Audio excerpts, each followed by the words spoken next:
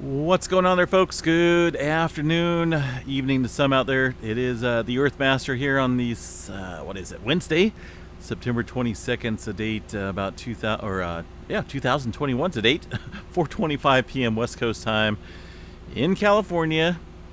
And the latest quake is it's going to be a 4.9 way down in the South Sandwich Islands. This area has been somewhat quiet.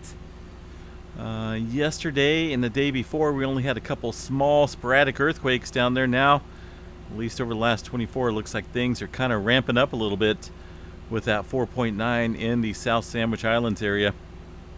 Let's go ahead and check that out here on the map as we scoot down into the Scotia Sea area and the South Sandwich the plate.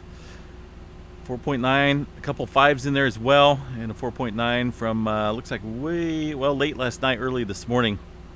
A lot of earthquake activity into the subduction zone down here in that region, following quite a bit of earthquake activity over the last 24 to 30 hours or so, including a pretty strong, really strong earthquake that struck way early this morning when I was asleep off the coast of Nicaragua.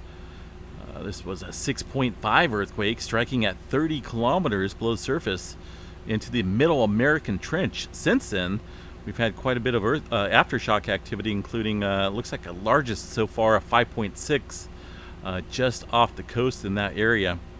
No doubt this region a major player in producing some significant size earthquakes. As you can see here on this map, there's no doubt you can get some major players up there above the 6.5 threshold as well. So for now, just at 6.5 kicking off in that region, and as I mentioned, quite a few aftershocks occurring in there as well.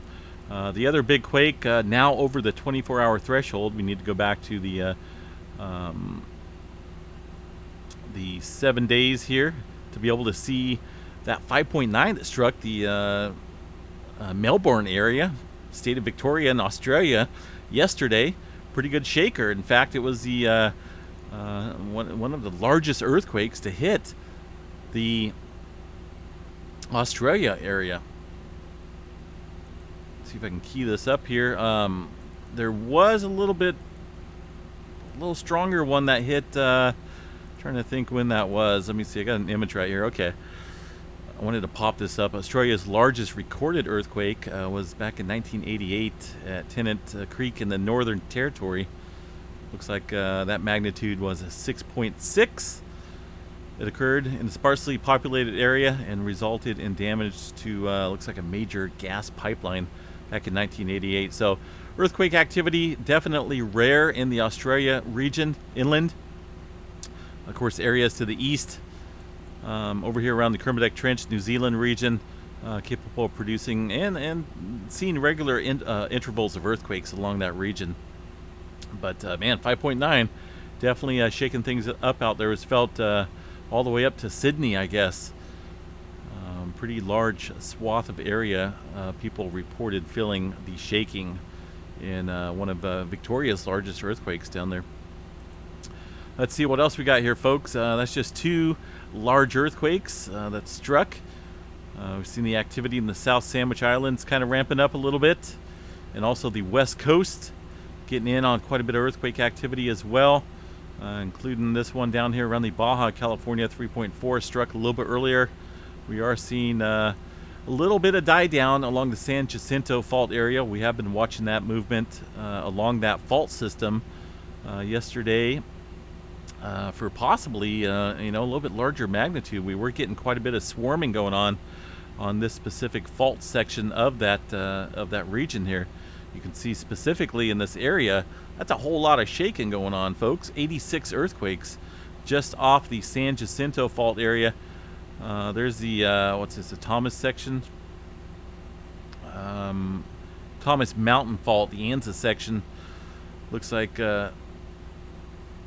that's where that activity is taking place at. Some of this earthquake activity relatively deep. In fact, most of it, if you look at it, runs about 13 kilometers below surface. That's deep activity for this region. Nothing above 2.5. We would have to go. Let's see if we can bring this up here. Let's see what the largest magnitude in this region was. Yesterday we seen I think it was a 3.5. Let's see if I can find that. There's a couple threes here. There's a 3.3.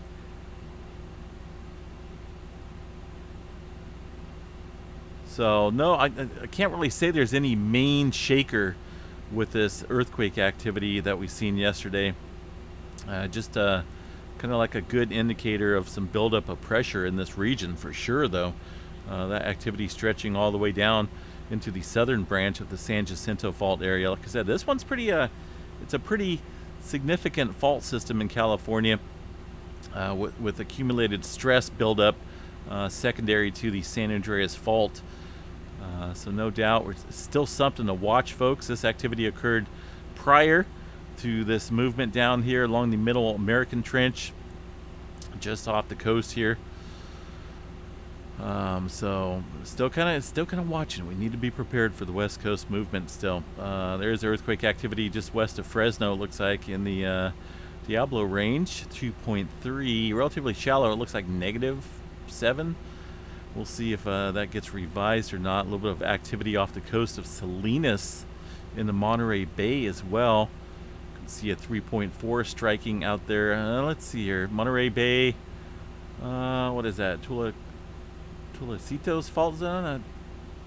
Tulorcitos fault zone. Monterey Bay section. Just haven't really seen too much earthquake activity out here. That's kind of odd. But there's fault systems up and down this state. Very dangerous area. You know, a lot of people just don't know that or realize it. San Andreas Fault's a major hazard area. Looking at the, let me show you guys just real quick. A lot of people see it, but you know, there's really no place safe here in California from earthquake activity. This region right here, man, tell you what, there's a lot of potential, large earthquake potential here in this region. A lot of stress built up. This region off the Monterey Bay, yeah, it's kind of scary. Major seismic hazard here. Let's see what else we got aside from the Monterey Bay stuff. Ridgecrest kind of sporadic. We're getting a little bit of dwindling activity in the Ridgecrest area, but most of the movement to the north looks like kind of around the Owens Valley Owens Valley fault system. Just a couple small microquakes in this area. The Garlock Shear Fault, fairly quiet for right now, but that's another. A lot of people kind of disregard this and kind of put this at the back of the burner, but I think this is something definitely to watch. Let's see what else we got here in the region of Mono Valley. Look at this swarm of activity out here near Mono Lake. Relatively shallow movement. Not for sure if this is volcanic or not. Let's see what we got out there. Of course, this whole area, right? We got Long Valley super volcano within the region. Down here, Long Valley. But yeah, it's pretty good swarm of activity up there. What do we got? 2.6, largest in that region. Also a little separate swarm, it looks like, on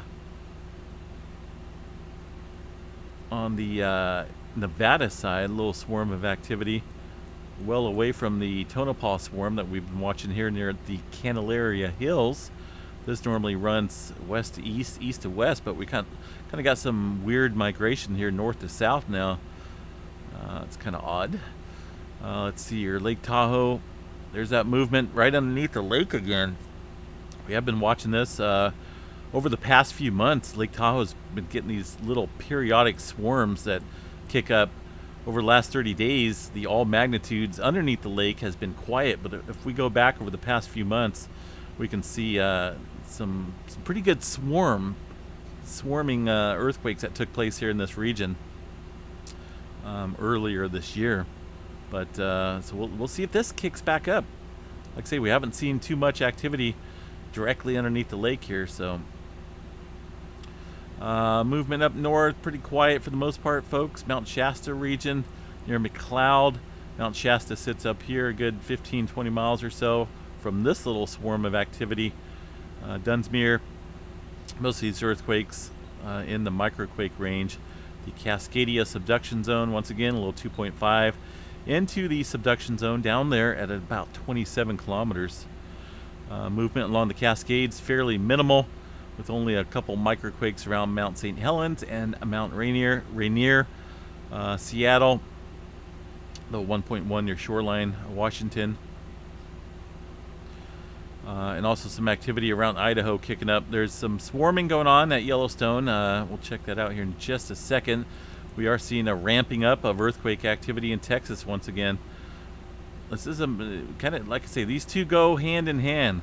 Seems like when pressure builds up here to the west in the along this plate boundary, we get this activity inland. Even though it's a long ways away from the this major plate boundary, I still think a little bit of squeezing going on out here around the Pecos, Texas area, where we're looking at 20 earthquakes within this region today. Looks like a 3.4 being the largest, just a slight distance away from the swarming activity. Let's see what else we got. Oklahoma, man. Oklahoma is rocking and rolling. I heard you guys are getting some cooler weather out there, some fall type weather venturing into that beautiful state. Some earthquakes north and south of OKC, also up around the Tulsa area, looking at some quarry blast. Kansas pretty quiet, and the rest of the eastern part of the country quiet as well. The Puerto Rico region looking kind of active, a little ramping up of earthquakes as well in the southwest part, but also paying close attention to the Puerto Rico Trench, where we've seen an earthquake 4.1 down there, way down there, around 98 kilometers into the Puerto Rico Trench. We have seen some movement out there in that region kind of kicking up. There's the 30 days of 2.5 and above within this region here. You can see the Puerto Rico Trench, this area, into the subduction zone here, kind of ramping up with earthquakes. What else we got here, folks? South America, Chile, just off the coast of Chile, 5.0. And some smaller earthquakes up to the north, but somewhat deep. Looking at a couple of fours, 4.4, almost 200 kilometers below surface for that one. Let's see what else we got here, guys. Over in, well, Russia. What do we got up here? 5.5. Still pretty quiet along the northwestern part and western part of the Pacific Ring of Fire. Activity confined right now. Seems as though everything's kind of either stuck over here at all levels. That includes deep subduction zone and surface quaking. But this could explain the continued buildup of pressure here. Kind of putting the pressure towards the west here around the Russia area. I'm thinking this whole region right here is just pretty much about as packed as it can be when it comes to pressure. Yellowstone National Park, we did see a swarm of activity kick up following that pretty large 6.5 that struck this morning in the Middle America Trench, well south of here. But you can see the earthquake activity kind of ramping up right after that big one. And nothing significant. We do see swarms up here on occasion, but it is cool to see how this activity kind of ramps up following a large earthquake. Even at a distance, it's a pretty good distance from that 6.5 to Yellowstone. But no doubt, it's all connected. It's one big giant cracked egg, if you will. It's kind of one way to look at it. But egg slice, or at least egg shell, doesn't really move around as much, right? It's not really floating on liquid. Well, I guess maybe it is, but it doesn't really move around. Let's see what else we got on the solar weather department. Looking coronal holes here facing us. Should be getting a solar stream here, if not tonight, pretty soon. And over the next couple nights with that coronal hole facing us directly, Earth directed. A pretty large one up here to the north as well, so kind of facing us as well, but to the northern part. Also quite a few sunspots gearing up once again. You can see these bright spots on the sun indicating buildup of some pretty good sized sunspots. Here is the sunspot numbers here. We got 3 new developments we got to watch. 2871 is pretty massive one. 2872 as well. These are all going to be facing the Earth side pretty soon, and gives us a threat of not only geomagnetic storming from the coronal holes, but also the solar flare threat potential ramping up with a 60% chance of C flare and a 10% chance of an M flare. That should be boosting that up pretty soon with the M flare possibility. We'll see.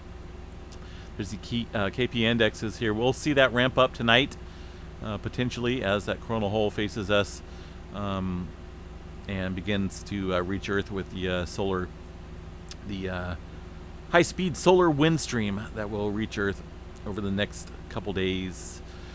All right, guys, have a good night. Stay safe out there. I am kind of getting back into the photos. We'll do that probably, I'm trying to think when we'll get that done. I still got a few more I need to pop up here, so we'll get that happening pretty soon with the viewer photo entries. Also, I did post a video, folks, of a free cash giveaway. I'm giving away a 10-year piggy bank. Been building up this piggy bank for 10 years or more. Pretty much just pocket change and everything on quarters, dimes, nickels, pennies, all sorts of stuff in there. There is a video uploaded on the channel. Go check it out. It's a 10-year piggy bank giveaway. I'll keep that video and comment section open for a week. A week from today, we will do the coin counter machine that will tally up all of the money and give me a total number.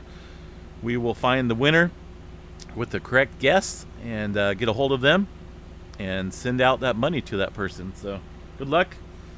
I already got a whole bunch of entries, let me tell you. A whole bunch. But we're doing that for the next week, so make sure you get your entries in. One guess per person, please. We're also checking and verifying YouTube channels, but get your guesses in. We will chat you guys a little bit later. Stay safe out there. Have fun. Peace.